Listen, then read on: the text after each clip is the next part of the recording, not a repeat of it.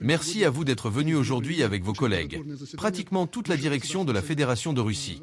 Nous avons tenu une réunion très productive du Conseil d'État suprême. Mais, si vous le permettez, en raison des relations très amicales entre nous, comme l'a bien dit votre porte-parole, autrefois fraternelle, j'aimerais soulever une question.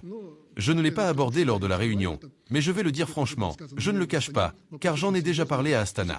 Il s'agit d'une question très sérieuse, et il vaut mieux la traiter ouvertement plutôt que de laisser place à des théories complotistes sur le sujet.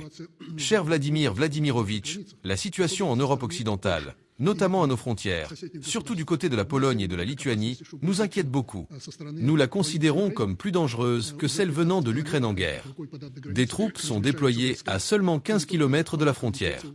Et pas seulement des Polonais et des Lituaniens, mais aussi des forces de l'OTAN en provenance d'autres pays, y compris l'Allemagne. La situation est donc très tendue. La Pologne dépense d'énormes ressources pour armer son armée.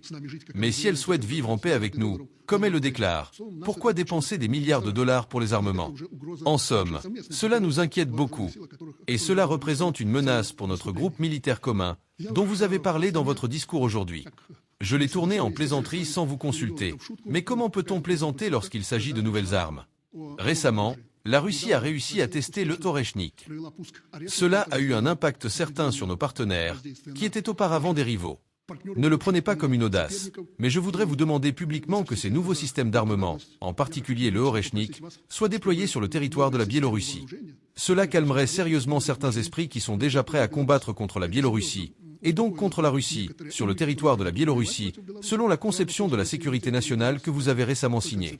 Nous avons, et je ne plaisante pas, des endroits où nous pouvons déployer ces armes, à condition que les objectifs de ces armes soient définis par la direction politico-militaire de la Biélorussie. Mais d'abord, nous devrons être formés à l'utilisation de ces armes, et si cela est fait, les spécialistes de la Fédération de Russie s'occuperont de leur maintenance et de leur lancement pour des objectifs définis par la Biélorussie.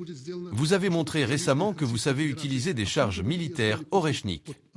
Cela renforcerait considérablement la défense de notre Union et avant tout, celle du territoire biélorusse. Je vous prie vraiment de réfléchir et de consentir à ma demande. On nous reproche les armes nucléaires, leur déploiement, et ainsi de suite.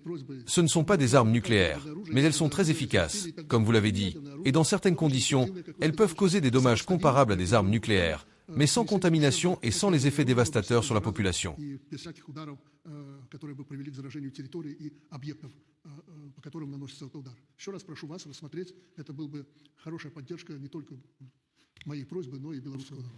Cher Alexandre Grigorievitch, chers collègues, avant tout, je voudrais remercier Alexandre Grigorievitch pour l'invitation à visiter Minsk et pour l'accueil traditionnellement chaleureux de toute notre délégation.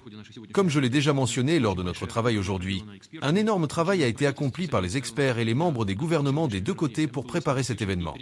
Il a été très réussi et productif. Oui, il y a des questions sur lesquelles nous devons encore travailler, en particulier dans le domaine économique, mais néanmoins, toutes nos rencontres précédentes avaient pour objectif de résoudre certains différends, qui existent toujours en raison de l'ampleur de notre coopération. Et aujourd'hui, comme le sait Alexandre Grigorievitch, et comme le savent nos collègues des deux côtés, presque toutes les questions qui posaient problème ou nécessitaient des négociations ont été résolues.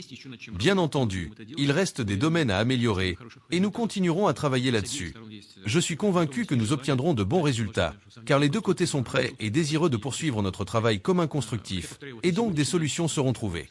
Mais, je répète, aujourd'hui, Alexandre Vladimirovitch, je pense que vous serez d'accord. Il n'existe plus de questions qui pourraient causer une insatisfaction de part et d'autre dans le développement de nos relations. Il y a, je le répète, des sujets sur lesquels il faut encore travailler, et nous allons le faire. Nous venons tout juste de signer deux accords très importants, l'un concernant le marché commun de l'électricité et l'autre sur les garanties de sécurité. Bien sûr, cet accord est fondamental. L'un porte sur l'économie, l'autre sur la sécurité, car cet accord sur les garanties de sécurité définit les engagements réciproques des alliés pour assurer la défense de la Russie et de la Biélorussie, y compris, comme nous l'avons déjà dit, avec l'utilisation de toutes les forces et moyens disponibles. C'est pourquoi nous avons accepté de satisfaire les demandes de la République de Biélorussie et de son président concernant le déploiement d'armements nucléaires tactiques sur le territoire de la Biélorussie, d'armements nucléaires tactiques russes. Mais bien sûr, des systèmes aussi modernes que le Oreshnik n'ont aucun analogue dans le monde. En cas d'application groupée, ils sont comparables à l'usage d'armes nucléaires, mais ne sont pas des armes de destruction massive, pour deux raisons. Premièrement, contrairement aux armes de destruction massive, ce sont des armes de haute précision, qui frappent non pas par la puissance, mais par la précision pour obtenir le résultat. Deuxièmement, même en cas d'utilisation groupée de 1, 2 ou 3 systèmes, leur pouvoir de frappe est équivalent à celui des armes nucléaires. Mais ils ne contaminent pas le terrain, n'ont aucune conséquence radiologique, car il n'y a pas de composants nucléaires dans la tête de ces missiles. Quant à la possibilité de déployer cette arme redoutable, le Oreshnik, sur le territoire de la Biélorussie, puisque nous avons signé aujourd'hui un accord sur les garanties de sécurité, en utilisant toutes les forces et moyens disponibles, je considère que le déploiement de tels systèmes sur le territoire de la République de Biélorussie est possible. Premièrement. Deuxièmement, je pense que cela deviendra possible dans la deuxième moitié de l'année prochaine, à mesure que la production en série de ces systèmes sera lancée en Russie et que ces systèmes de missiles entreront en service dans les forces stratégiques russes. Bien entendu, il y a quelques questions techniques à résoudre, notamment la définition de la portée minimale, en tenant compte des priorités de sécurité de la République de Biélorussie. Ce sont des questions sur lesquelles les spécialistes devront travailler, mais je pense que de telles possibilités existent, étant donné que cela nécessitera des investissements minimaux, en tenant compte du fait qu'il reste en Biélorussie certaines infrastructures datant de l'époque soviétique. Par conséquent, le déploiement de ces complexes en Biélorussie sera associé à des coûts minimaux pour préparer l'infrastructure. Et bien entendu, bien qu'il fasse partie du complexe des forces de missiles stratégiques, RVSN, de la Russie, la détermination des objectifs à frapper sur le territoire de l'éventuel ennemi restera sous la responsabilité de la direction politico-militaire de la République de Biélorussie. C'est une évidence. Nous discuterons de tout cela dans un cadre de travail. Je peux déjà dire que les spécialistes comprennent bien que plus la portée est courte, plus la puissance de la charge militaire est grande. Eh bien, nous discuterons encore des détails techniques. Merci. Merci, Vladimir Vladimirovitch. Votre réponse me satisfait pleinement. La seconde moitié de l'année prochaine. Oui, la seconde moitié. Merci. Nous organiserons la production en série. Ces complexes seront intégrés aux forces de missiles stratégiques de la Russie et parallèlement, nous commencerons leur déploiement en Biélorussie. J'ai utilisé notre amitié pour cela, car si vous voulez obtenir quelque chose de Poutine, faites en sorte qu'il promette publiquement quelque chose. Merci.